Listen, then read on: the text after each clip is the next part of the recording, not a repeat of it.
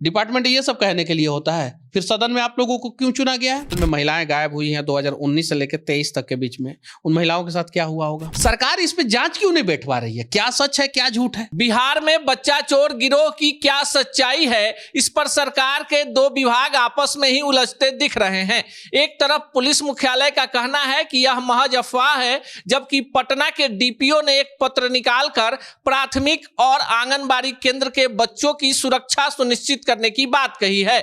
इसी विषय पर बात करेंगे देश के चर्चित यूट्यूबर मनीष कश्यप जी से। मनीष कश्यप, देखिए, सरकार अब क्या कह रही है क्या नहीं कह रही है उस पे हमें नहीं जाना चाहिए, लेकिन जब आप चैट जीपीटी पे या गूगल पे जब एक आंकड़ा जब सर्च मारते हैं तो पता चलता है कि पिछले 5 साल में जो है लगभग 38 लाख से ज़्यादा लोग लापता हुए हैं। रिकवर जो है 19 लाख के आसपास लोग हुए हैं, 19,68,000 के आसपास रिकवर हुए हैं।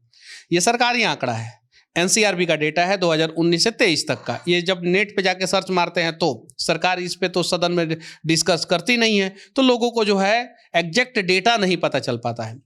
अब बिहार में बच्चा चोर गिरोह है कि नहीं है, अब ये है कि नहीं है, ये तो लोगों को तो खुद पता है। अब देखिए अखबारों में जो है, न्यूज़ चैनलों पे ये क्या आता है, ये क्यों आता है?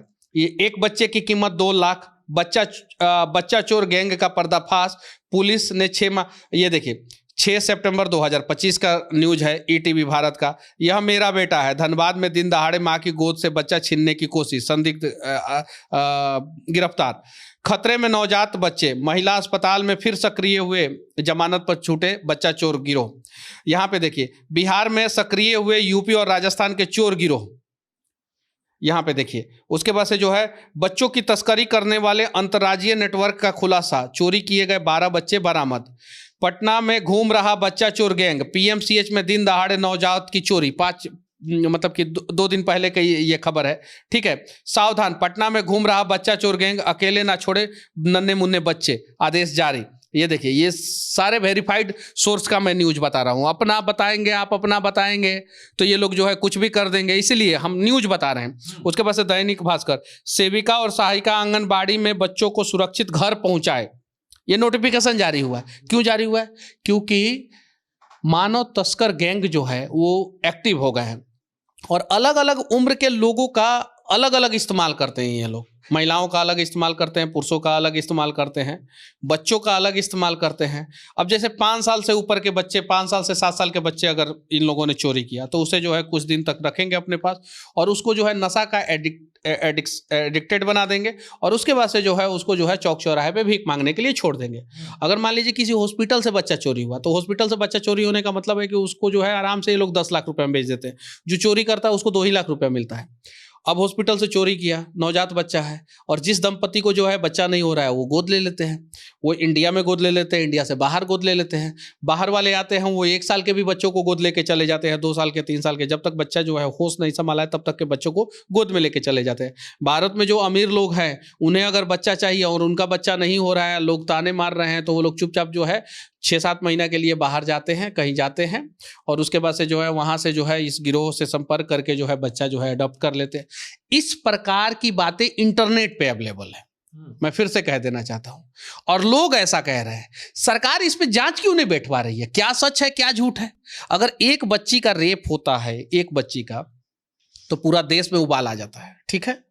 अब जरा सोचिए, जो 38,13,000 लोग लापता हो रहे हैं उसमें 19,68,000 रिकवर हो रहे हैं और 38,13,000 में से 25,25,000 तो सिर्फ महिलाएं हैं, बच्चियां हैं। अब 25,25,000 जो पिछले 5 साल में महिलाएं गायब हुई हैं 2019 से लेकर 23 तक के बीच में, उन महिलाओं के साथ क्या हुआ होगा, किस प्रकार से अपराध हुआ होगा, सोचने की जरूरत है।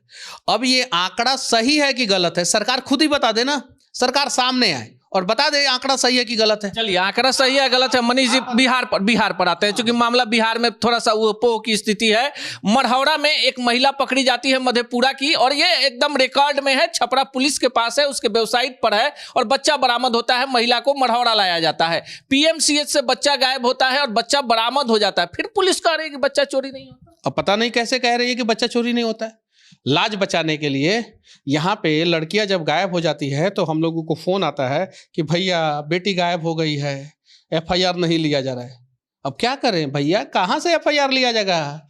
बबूर का पेड़ बोओगे तो आम कहाँ से पाओगे? ऐसी सरकार चुनोगे तो फिर तुम्हारे भविष्य की कहाँ से बात होगी? ये चीजें हैं। अब देखिए, बच्चा चोर गैंग सक्रिय है कि नहीं है ये हम लोग नहीं कह सकते हैं, लेकिन सरकार को कहना पड़ेगा कि सक्रिय है कि नहीं है, ऑफिशियली कहना पड़ेगा। किसी अधिकारी को, किसी डिपार्टमेंट को कह देते हैं कि कहो नहीं है। डिपार्टमेंट कौन होता है? डिपार्टमेंट ये सब कहने के लिए होता है। फिर सदन में आप लोगों को क्यों चुना गया है? विधायिका का काम क्या होता है? क्या होता है विधायिका का काम?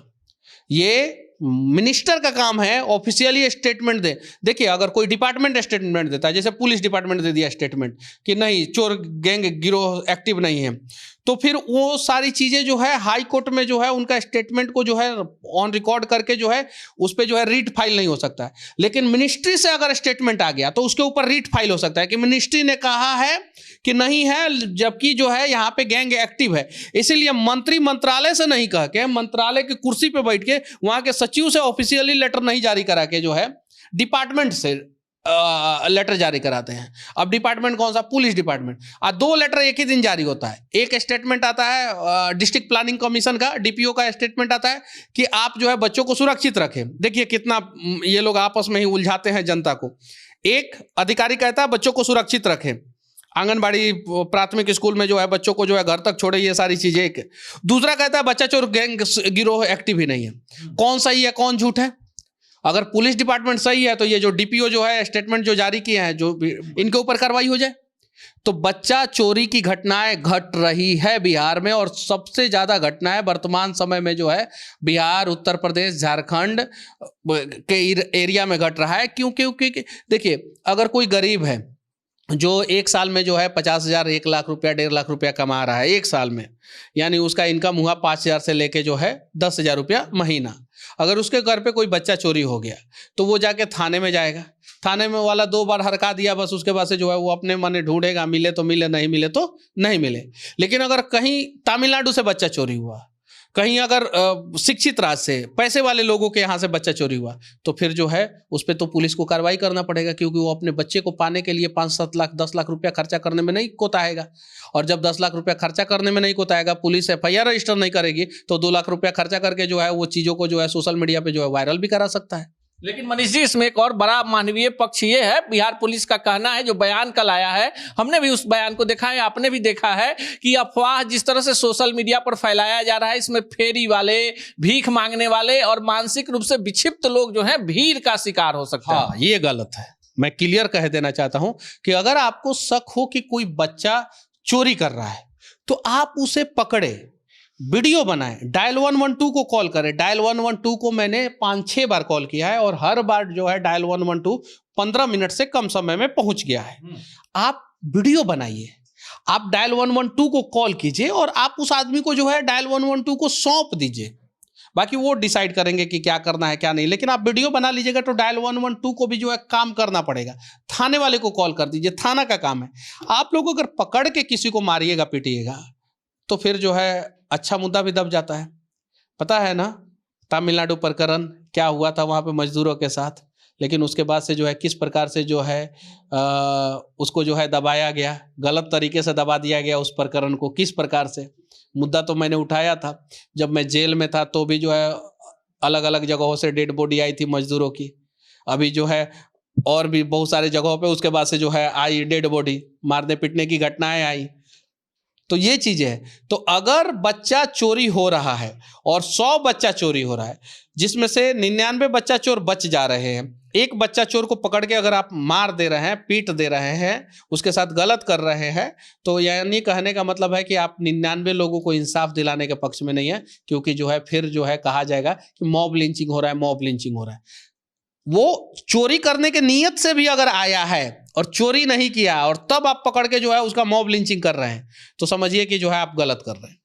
ऐसा नहीं करना है, कानून को हाथ में नहीं लेना है। अगर कहीं भी इस प्रकार की घटनाएं हो, कोई भी संदिग्ध व्यक्ति दिखे आप लोगों के आसपास, कोई भी, आप उससे पूछताछ कीजिए, उसका आधार कार्ड मांगिए, उससे पूछिए कि कहाँ के रहने वाले हो। ये समाज कर सकता है, इतना अधिकार जो है समाज को है। भाई किसी के गाँव में कोई संदिग्ध आदमी दिखे तो गाँव वाले तो पूछ ही सकते हैं, किसी टोला मोहल्ला में संदिग्ध आदमी दिखे तो वो तो पूछ ही सकते हैं।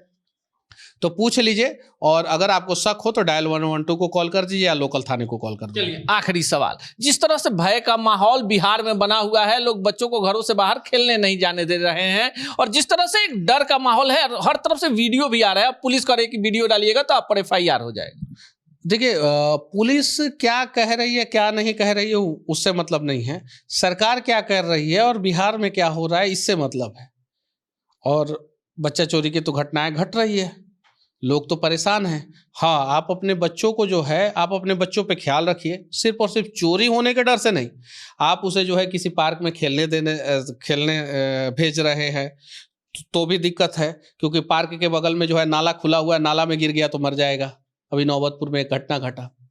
अगर आप कहीं भेज रहे हैं, पार्क के बगल में रोड है, और सड़क सेफ्टी में तो कितना बिहार में काम होता है, बताने की जरूरत नहीं है। सड़क पे गया, कोई हाई स्पीड गाड़ी आई तो कुछ घटना हो गया तो भी दिक्कत है। तो आप अपने बच्चों पे ख्याल रखिए, ध्यान दीजिए, और ये जिम्मेवारी आपकी है, क्योंकि सरकार जो है बिहार को जो है वो भगवान भरोसे छोड़ दिया है। तो अगर आप अपने बच्चों को सुरक्षित नहीं रख सकते हैं तो यकीन मानिए बिहार सरकार आपके बच्चों को सुरक्षित रखने के लिए कैपेबल नहीं है, एकदम नहीं है। सरकार ने भगवान भरोसे छोड़ दिया है, पर आप अपने बच्चों को भगवान भरोसे मत छोड़िए। मनीष कश्यप ने जिन बुनियादी सवालों को उठाया है, सरकार से सदन में जवाब मांगा है, इस विषय को लेकर आप क्या सोचते हैं, कमेंट बॉक्स में जरूर बताइएगा।